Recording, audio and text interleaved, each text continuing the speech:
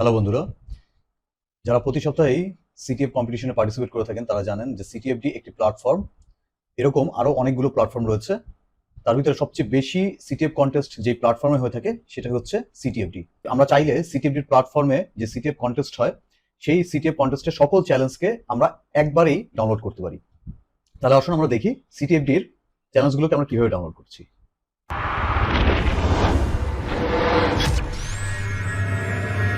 আমাদেরকে শুরুতেই সিটিএফডির যে অফিসিয়াল যে লিঙ্কটি আছে, সিটিএফডি গেটের অফিসিয়াল লিঙ্ক গিটহাবে আমার কমেন্টস বক্সে সেই লিঙ্কটি দেওয়া আছে, আপনারা দেখবেন।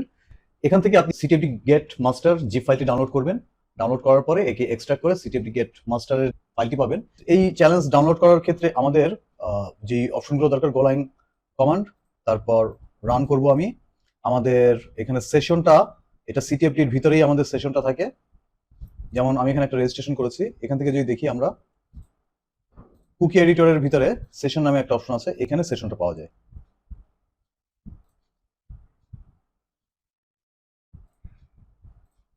এরপর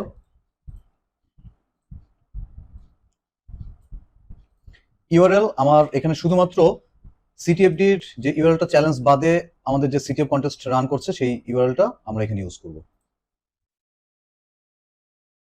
আর সর্বশেষ হচ্ছে আমরা কোন ফোল্ডার, কি নামে ফোল্ডার তৈরি হবে সেটা আউট নাম দিয়ে আমরা ফোল্ডারটা তৈরি করতে পারি। এই পুরোটা দিয়ে যদি আমরা এন্টার দিই, সিটিএফডি প্ল্যাটফর্মে আমরা যে চ্যালেঞ্জগুলো দেখতে পাচ্ছি এই সকল চ্যালেঞ্জ একসাথে এখানে ডাউনলোড হয়ে যাচ্ছে।